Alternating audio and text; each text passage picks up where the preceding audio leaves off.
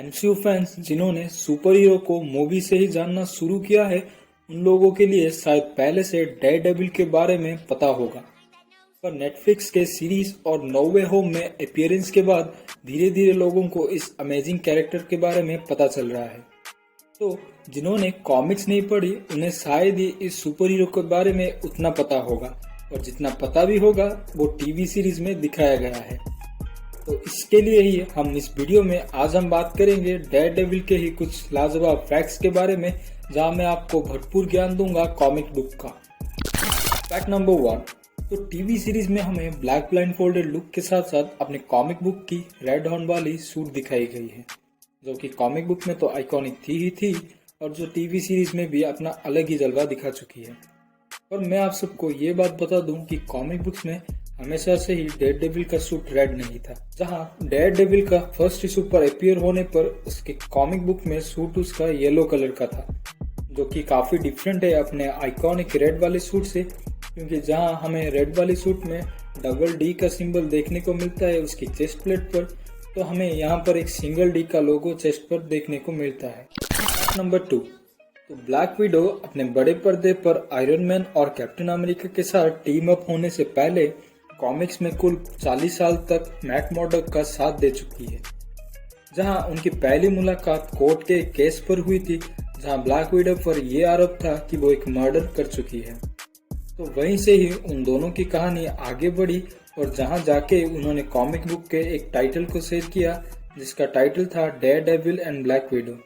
और लगभग 40 साल क्राइम फाइटिंग पार्टनर बनने के बाद उनके पाथ्स जाकर 1970 में अलग हुए।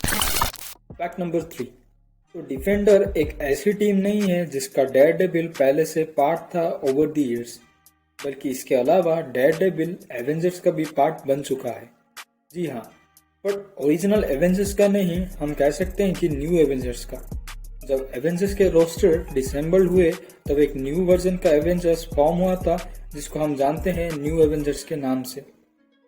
और तो उसी पार्ट में डेयरडेविल भी था, along with Spiderman, Captain Marvel, Luke Cage, Jessica Jones and plenty others. Fact number 4, तो जैसे हम लोगों को पता ही है कि वुल्वरिन के क्लॉस, आयरन मैन का सूट और डेयरडेविल का ब्लाइंड होना ही उन हीरोज की असली पहचान है।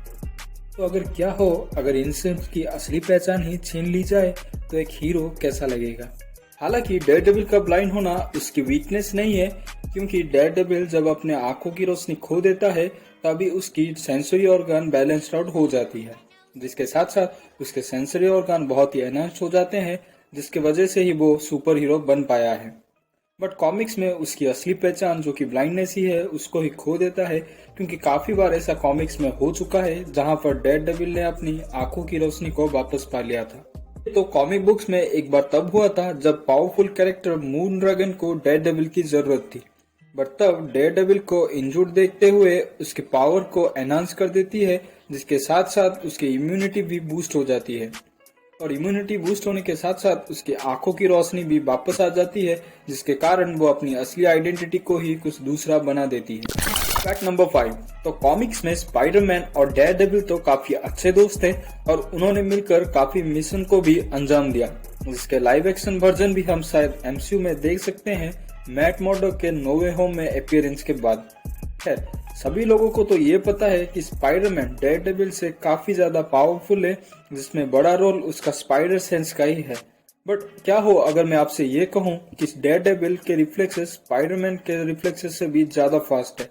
जहाँ एक मिस्टीरियो के सपोर्टर ने विंडो को तोड़ते हुए एक ब्रिक को अंदर फेंका था, जिसको स्पाइडरमैन से भी जल्दी अपना मैट मॉर्डॉक का कैरेक्टर पकड़ लेता है। ये चीज डेयरडेविल के लिए इसलिए आसान है क्योंकि जब डेयरडेविल ने अपने पावर्स को पाया था तो भले ही वो अपने आंखों की रोशनी खो दिया था, लेकिन उसके सेंसरी ऑर्गन काफी ज्यादा एनहांस्ड हो गए थे, सच से कि वो स्पाइडरमैन के रिफ्लेक्सेस से भी ज्यादा पावरफुल है। नंबर 6, अगर आपने कॉमिक्स को फॉलो किया है तो ये बात तो आपको बखूबी पता ही होगी कि एक टाइम पर कैरन और फॉगी को शक हो गया था मैट की आइडेंटिटी पर कि वही आखिर डेयरडेविल है।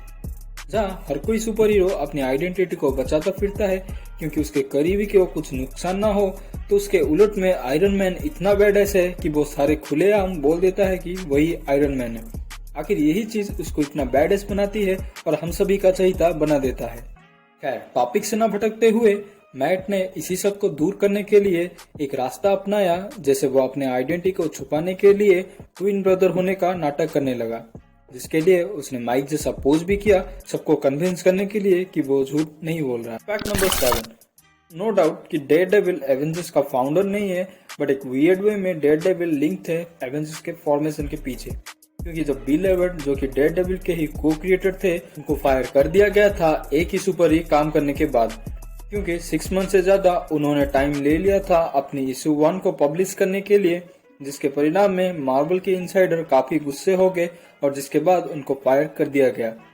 उनके फायर करने के बाद ही जिसके साथ साथ बहुत सी आइडियाज अधूरी रह गए, जिसमें से एवेंजर्स का फॉर्मेशन भी था, जो कि आगे जाकर शायद पॉसिबल भी हो जाता अगर मार्वल उनको फायर ना करती तो टेक्निकली देखा जाए तो एवेंजर्स का फॉर्मेशन हमारे डेयरडेविल करते, जहां वो एक इम्पोर्टेंट पार्ट भी प्ले कर सकते थे। जाते जाते मैं आपको एक बोनस फैक्ट देना चाहूंगा, जो कि है फैक्ट नंबर 8। डेयरडेविल का एडवेंचर काफी मुश्किल से शुरू हुआ था, जैसे कि हमें पहले पता ही है कि उनके इनिशियल आर्टिस्ट को फायर कर दिया गया था, तो परफेक्ट आर्टिस्ट को ढूंढने के लिए डेयरडेविल को 20 इश्यूज निकालने पड़े, उसके बाद ही जाकर उनके रेगुलर आर्टिस्ट को फाइंड कर दिया गया, जो कि स्टैन ली के साथ साथ मिलकर अपने डेयरडेविल के काफी सारे इश्यूज को रिलीज कर सके, जहां उन्होंने इम्प्रेसिव 31 इश्यूज को रिलीज किया, जिनमें से 47 वाला स्टैन ली का फेवरेट कॉमिक्स भी था। जिस इशू में वियतनाम में जाकर डेयरडेविल एक सोल्जर से मिलता है, जिसके हिस्ट्री को वो पता करने पर उसको ये मालूम चलता है कि उनको फोर्स किया गया था एक ट्राइब के लिए, जिसके कारण उसको डिस्चार्ज कर दिया गया था अपनी सर्विस से। हाँ, वैसे वो सोल्जर भी एक ब्लाइंड ही था डेयरडेविल की तरह, जिन्होंने अपनी आंखों की रोशनी एक बैटल में खो दी थी। तो इन्हीं सब को जानने के बाद डेयरडेविल भी काफी दुखी होता है। इसके बाद डेयरडेविल हेल्प करता है उनकी इमेज को क्लीन करने के लिए, और जिसके बाद जाकर वो अपनी जॉब को वापस पा लेते हैं। ये थी मेरी आज की वीडियो डेयरडेविल्स के कुछ धमाकेदार फैक्ट्स के ऊपर। आपको कौन से फैक्ट के बारे में पता था पहले से, वो आप मुझे कमेंट सेक्शन में लिख कर बता सकते हैं। तब तक के लिए मैं आपसे विदा लेता हूँ। मैं मिलूंगा आपसे किसी दूसरे वीडियो में किसी दूसरे टॉपिक के साथ। तब तक के लिए अपना ख्याल रखें। बाय।